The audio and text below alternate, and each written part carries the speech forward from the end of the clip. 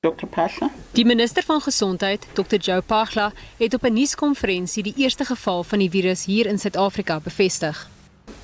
Late yesterday, I received a report from the National Health Laboratory Service indicating that they have confirmed through a laboratory test the first case of monkeypox in South Africa. The patient is a 30-year-old male from Johannesburg who has no travel history, meaning that it cannot be attributed to the disease having been acquired elsewhere. So it means that it is with us. Sedert verlede maand is meer as 3000 gevalle van die virus in verskeie Europese lande, Noord-Amerika, Australië, die Verenigde Arabiese Emirate en Marokko aangemeld. Die siekte word hoofsaaklik oorgedra deur mans wat seksuele omgang het met ander mans. Dit kan wel ook oorgedra word deur byvoorbeeld klere te dra of linne te gebruik wat deur 'n besmette persoon gebruik is. Medici probeer nou vasstel waar die man van Johannesburg dit kon gekry het en beoog om diegene te toets met wie hy in noue kontak gekom het. It's going to be important to monitor and make sure that whoever the individual who is positive, who they have been in contact with, so contact tracing is going to be important and we'll continue to do that. But right now, it's just the one case and it's for us as the lab people to be on the high alert and be able to identify should there be more cases and whether there's actually, a localization of those cases. But I really just want to assure everybody that especially also with everything that we have learned from COVID-19, when we're looking at the laboratory infrastructure, we've got all that it takes to be able to monitor any other new infections that might be arising. Die Nasionale Instituut vir Oordraagbare Siektes sê die siekte het oor die algemeen 'n lae sterftekoers. Die kommissie van ondersoek na staatskaping het bevind dat president Cyril Ramaphosa in sy rol as adjunkpresident van staatskaping bewus moes gewees het. Dit is in die 5de en finale verslag van hoofregter Raymond Zondo bekendgemaak, wat gisterand aan Ramaphosa oorhandig is. Volgens die verslag van meer as 1800 bladsye moes die magte om inligting wat reeds voor Desember 2015 in die openbare domein was, Ramaphosa genoop het om minstens navraag oor spesifieke beweringe te doen. Die kommissie het ook bevindings en aanbevelings oor onder meer die SABC, die Estina suiwelprojek in die Vrystaat en die passasierspooragentskap PRASA gemaak. Die kommissie het onder meer bevind dat die geskorste ANC-sekretaris-generaal Magashule, wat toe die premier van die Vrystaat was, en Mosebenzi Zwane, die voormalige Vrystaatse LER vir landbou, die Gupta-broers se agenda nagejaag het. Regsadvies moet ingewon word om die twee se rol in die Estina suiwelprojek in vrede te bepaal. Die kommissie het ook bevind dat Zwane en die oud hoof van die Vrystaatse Departement van Landbou, Pieter Tabete, 'n deurslaggewende rol in die projek gehad het. Oor die SABC het die kommissie bevind dat oud-president Jacob Zuma onder meer die grondwet oortree het in verband met die mediamaatskappy TNA Media, wat die koerant The New Age en die nuuskanaal N7 besit het. TNA Media word direk met die Guptas verbind. Die kommissie het aanbeveel dat die SABC die kostes verhaal wat hy aangegaan het vir die koerant se ontbytuitsendings. Daar word ook aanbeveel dat wetstoepassers die voormalige groephoof Lulama Mokobo ondersoek vir die beweerde oortreding van die wet op openbare finansiële bestuur. 'n Sogenaamde suksesfooi van 11 miljoen rand wat aan die voormalige bedryfshoof Claudie Motswaneng betaal is, moet ook verhaal word. Onder die afdeling PRASA het die kommissie bevind en aanbeveel dat die voormalige hoof Lucky Montana en van sy senior kollegas vervolg behoort te word vir hul rol in die lokomotief kontrakskandaal met die maatskappy Swefambo. Daar is ook aanbeveel dat ander voormalige PRASA direksielede vervolg behoort te word.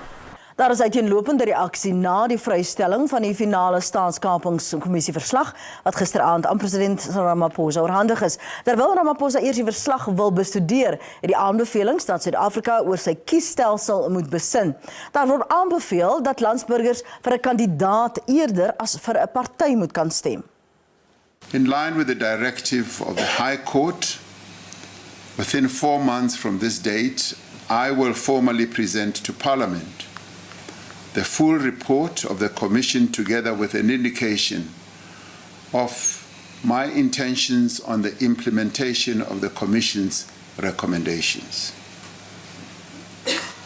And I know that in this regard we will also be working together with members of parliament to whom this report is going to be submitted, and collectively we will deal with state capture and outline precisely what needs to be done.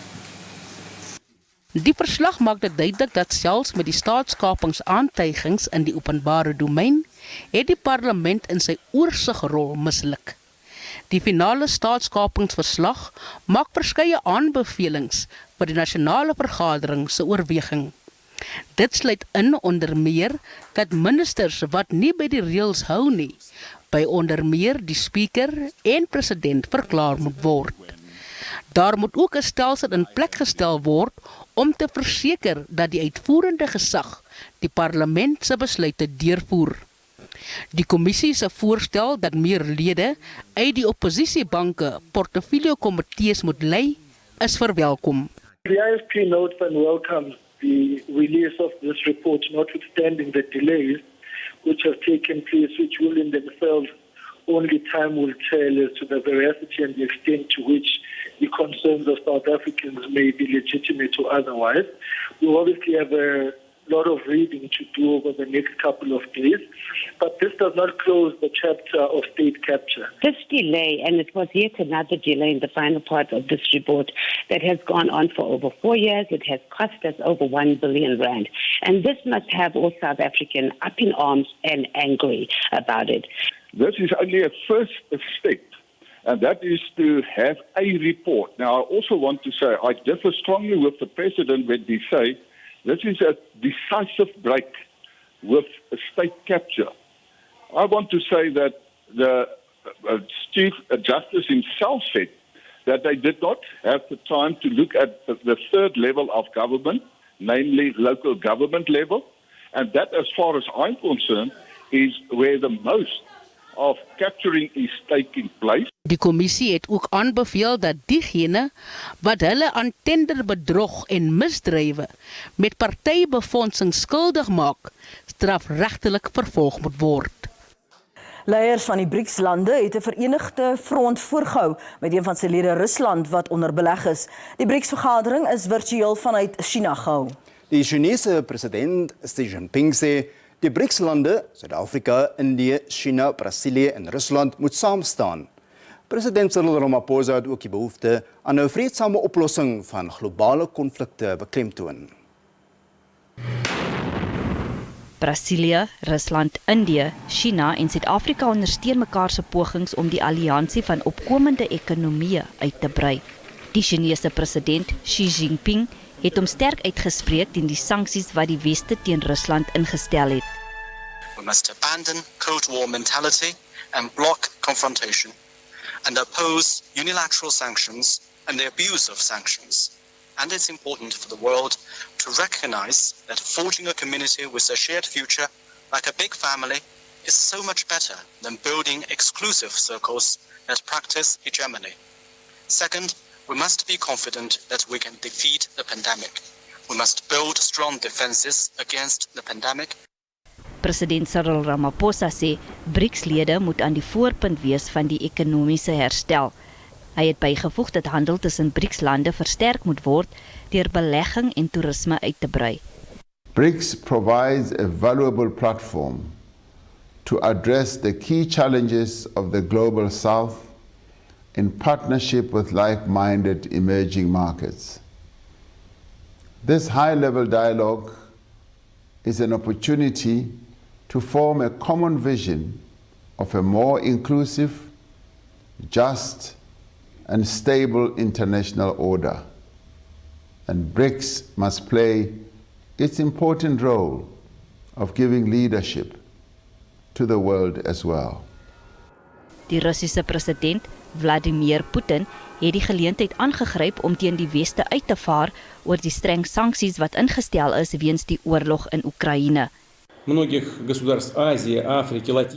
And of course, the current crisis in the global economy, which is due to the ill-conceived and selfish actions of some countries who use financial mechanisms to blame others the world over for their own macroeconomic policy faults, can be resolved only through honest and mutually beneficial cooperation. Intussen het die Indiese eerste minister Narendra Modi en die president Jair Bolsonaro van Brasilië die hoop uitgespreek vir groter samewerking tussen die Brics-lande. Die valke ondersoek 'n saak van moord nadat 'n 26-jarige polisiebeampte in Delft in Kaapstad doodgeskiet is. Die polisie sê die vroue beampte wat van diens was, het saam met 3 ander mense buite haar huis gestaan toe gewapende mans op hulle losgebrand het. Die 26-jarige konstabel Shamila Arendse, oorspronklik van Ladysmith in die Karoo, was aan die Tafelbaai Hawe polisiekantoor verbonde. Sy het na bewering voor haar huis gestaan toe sy geskiet is. Die motief is nog nie vasgestel nie. After a murder docket was opened for investigation, Hawks detectives have been hard at work pursuing several leads. The deceased member was a mother to 2 children, aged 8 and 4. Die valke ondersoek ook die moord op die 49-jarige adjunkoffisier Siakubonga Mpakati, wat vroeër vandees maand in Browns Farm in Nyanga doodgeskiet is. Hy is by die SABC se snelspooreenheid betrokke en is deur die ruit van sy motor geskiet. Die misdaadstatistieke wat onlangs vrygestel is, skets 'n duistere prentjie van polisiemoorde in die land. 27 beamptes is in die eerste 3 maande van die jaar vermoor.